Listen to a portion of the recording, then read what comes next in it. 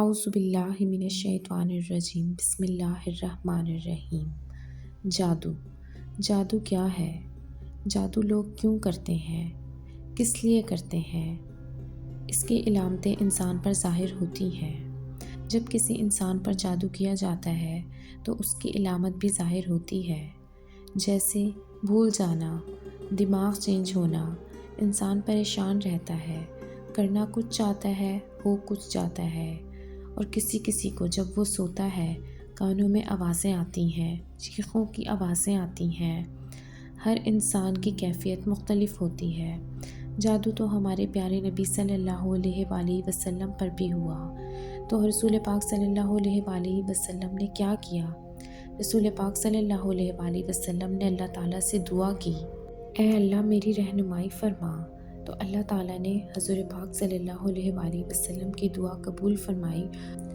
حضرت عائشہ رضی اللہ تعالیٰ عنہا فرماتی ہیں کہ جب رسول اکرم صلی اللہ علیہ وآلہ وسلم رات کو اپنے مبارک بستر پر تشریف لے جاتے تو اپنی دونوں ہتھیلیوں کو ملا کر سورہ اخلاص اور سورہ فلق اور سورہ ناس، قرآن مجید کی آخری 3 سورتیں پڑھتے، ان پر پھونک مارتے، پھر اپنی ہتھیلیوں کو جسم مبارک پر جہاں تک ہاتھ پاؤں پہنچ سکتے پھیر لیتے، ابتدا پہ سر، چہرے اور جسم کے بالائی حصے سے فرماتے، اور یہ عمل آپ صلی اللہ علیہ وآلہ وسلم 3 مرتبہ کرتے۔ تو جادو کا علاج ہے، لیکن اللہ تعالیٰ نے فرمایا کہ جادو کا علاج قرآن پاک میں ہے۔ جب ہم کسی دوسرے کے پاس جاتے ہیں اور جادو کا توڑ کے لیے کہتے ہیں تو وہ ہم لوگوں سے محض عمل کرنے کے بجائے ہم سے پیسے گھسیٹتے ہیں۔ تو خدارا ایسے لوگوں کے پاس نہ جایا کریں، بلکہ اس کا حل قرآن پاک سے تلاش کریں، جس کا اللہ تعالیٰ نے فرمایا کہ سورہ ناس اور سورہ فلق میں جادو کا علاج ہے۔ ہم لوگ پریشان ہو جاتے ہیں کہ فلاں بندے پر تو کالا جادو ہے، اسے فلاں بابا کو دکھاتے ہیں، بہت پہنچے ہوئے بابا ہیں۔ ارے بھائی کہاں تک پہنچ گئے بابا؟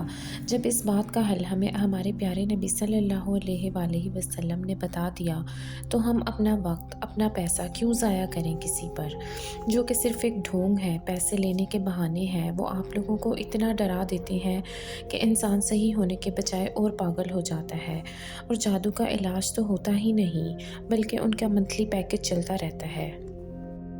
کبھی انڈے منگواتے ہیں تو کبھی کالا بکرا۔ ارے بھائی آپ لوگ کیوں اتنے بے وقوف بنتے ہیں؟ یہ کاروباری لوگ ہیں جو اپنے گھر کا راشن پانی آپ کے پیسوں سے چلاتے ہیں۔ سورہ ناس، سورہ فلق، سورہ بقرہ، آیت الکرسی، ہمارے پاس علاج موجود ہے، پھر کیوں ہم ان کی باتوں میں آتے ہیں؟ اور یہ لوگ جو اپنے آپ کو پہنچے ہوئے پیر کہلاتے ہیں، یہ لوگ جہنمی ہیں جو تعویذوں کے چکر میں خود تو جلیں گے جہنم کی آگ میں، آپ لوگوں کو بھی جہنم کی آگ میں لے جائیں گے۔ ہمارے اسلام میں یہ چیزیں جائز نہیں، یہ محض دھوکہ ہے، آپ لوگوں کو بے وقوف بناتے ہیں۔ آپ لوگ تو خوش قسمت ہیں، خوش نصیب ہے کہ اللہ تعالیٰ نے ہمیں قرآن کریم کی نعمت سے نوازا ہے، اور اس میں اس کا علاج موجود ہے۔ خواہ ہمیں کوئی بھی پریشانی ہو، اس کی رہنمائی ہمیں قرآن پاک سے ملتی ہے۔ تو آئیں اپنے رب کا شکر ادا کریں اور توبہ کریں، اس سے پہلے کہ توبہ کے دروازے بند ہو جائیں۔ ہم اپنے رب کو منا لیں، ہم اپنے غلطیوں کی معافی مانگ لیں، ہم اپنے گناہوں کا کفارہ ادا کر لیں، ہم اللہ تعالیٰ سے معافی مانگ لیں۔ بے شک شرک کی معافی نہیں، شرک ایک بڑا گناہ ہے، جس نے شرک کیا وہ مومن نہیں۔ شرک کے بجائے ہم اللہ سے مانگیں۔ ہم دوسرے لوگوں کے پاس جا کر اپنے دکھڑے سناتے ہیں اور ہمدردی بٹورتے ہیں۔ ارے بھائی کوئی بھی پریشانی ہے اللہ سے مانگو، تم مانگو تو صحیح، وہ دے گا، وہ تمہیں بے حساب دے گا۔ میرا اللہ بڑا کریم ہے، وہ رحیم ہے، تم مانگو تو صحیح، وہ بے حساب دے گا۔ تعویذوں کے چکر میں پڑنا، کسی اور سے بھلائی کی امید لگانا، یہ شرک نہیں تو اور کیا ہے؟ اگر مانگنا ہے تو اپنے اللہ سے مانگو، کسی اور کے آگے ہاتھ کیوں پھیلاتے ہو؟ کسی اور کے در پر کیوں جاتے ہو؟ ان الشرک لظلم عظیم، بے شک شرک بہت بڑا ظلم ہے۔ وَلَا تَدْعُ مِن دُونِ اللَّهِ مَا لَا يَنفَعُكَ وَلَا يَضُرُّكَ فَإِن فَعَلْتَ فَإِنَّكَ إِذًا مِنَ الظَّالِمِينَ، اور اللہ کے علاوہ تم کسی ایسی ہستی کو نہ پکارو جو تم کو نہ نفع دے سکے نہ نقصان، پھر اگر تم نے ایسا کیا تو تم ظالموں میں سے ہو جاؤ گے۔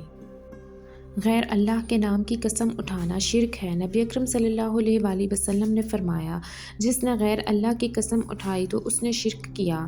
نبی اکرم صلی اللہ علیہ وآلہ وسلم نے فرمایا، خبردار، اللہ نے تم کو منع کیا ہے کہ تم اپنے باپوں کی قسم اٹھاؤ۔ جو شخص بھی قسم اٹھانا چاہتا ہے تو صرف اللہ کے نام کی قسم اٹھائے یا پھر خاموش ہو جائے۔ شرک سے آلودہ ایمان۔ لوگوں کی اکثریت اللہ پر ایمان تو لاتی ہے لیکن اس کے ساتھ شرک کرتی ہے۔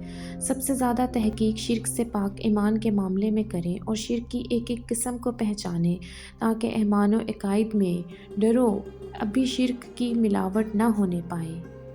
جب ہم کسی دوسرے کے پاس جاتے ہیں اور اس امید سے جاتے ہیں کہ فلاں بابا ہمارا یہ کام کر دے گا تو گویا ہم نے شرک کیا، ہم اللہ کے سوا کسی اور کے آگے امید لگا رہے ہیں۔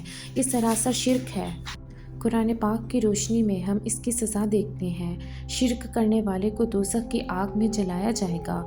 جو شخص اللہ کے ساتھ شرک کرے گا اللہ اس پر جنت کو حرام کر دے گا اور اس کا ٹھکانہ دوزخ ہے۔ دوزخ کی آگ ہے جو کہ بہت بری جگہ ہے۔ خدا اس گناہ کو نہیں بخشے گا کہ کسی کو اس کا شریک بنایا جائے اور اس کے سوا اور گناہ جس کو چاہے معاف کر دے گا، اور جس نے خدا کا شریک مقرر کیا اس نے بہت بڑا بہتان باندھا۔ ان تعویذوں، ان بابوں، ان پیروں کے چکروں میں نہ پڑیں، آئیں ہم اپنے رب کو منا لیں، ہم سے جو گناہ ہوا اس کی معافی مانگ لیں اور اپنے رب کا شکر بجا لائیں۔ بے شک وہ بڑا رحیم ہے، ہمیں معاف کر دے گا۔ خدارا ایسے لوگوں کے پاس مت جائیں، ہاں اپنی عوام، اپنی نسلوں کو گمراہ نہ کریں۔ اللہ حافظ۔ امید ہے آپ کو میری ویڈیو پسند آئے گی۔ پھر ملیں گے نیکسٹ ویڈیو کے ساتھ۔ اللہ حافظ۔